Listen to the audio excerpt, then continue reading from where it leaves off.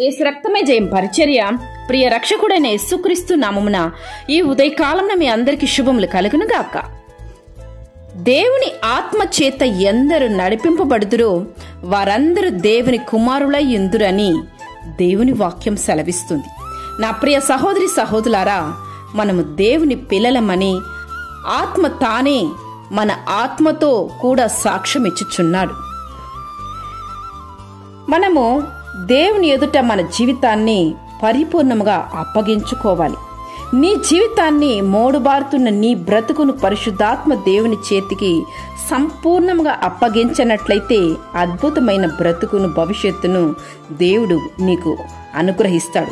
నీ జీవితాన్ని అనేక మందికి సంతోషకరంగా దేవునికి మహిమకరంగా మార్చగలుగుడు ఆయన. ఇప్పుడే నీ జీవితాన్ని దేవుని చెంత సమర్పించుకో. ఆయన పరిశుద్ధాత్మ చేత నిన్ను వెలిగింపబడతాడు.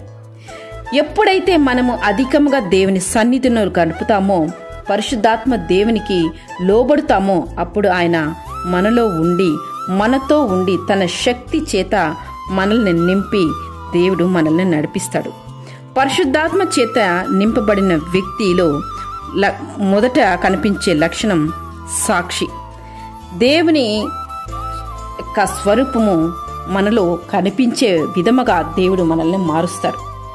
ఎవరైతే మనల్ని చూచినా వీరు దేవుని కుమారులు, కుమార్తె, వీరెంత పరిశుద్ధంగా దేవునికి ఉంటున్న లక్షణం అన్నీ వీరిలో ఉంది, ఎంత పరిశుద్ధత కలిగి వీరు ఎంత నీతిగా బ్రతుకుతున్నారని దేవుని మనలో చూస్తారు.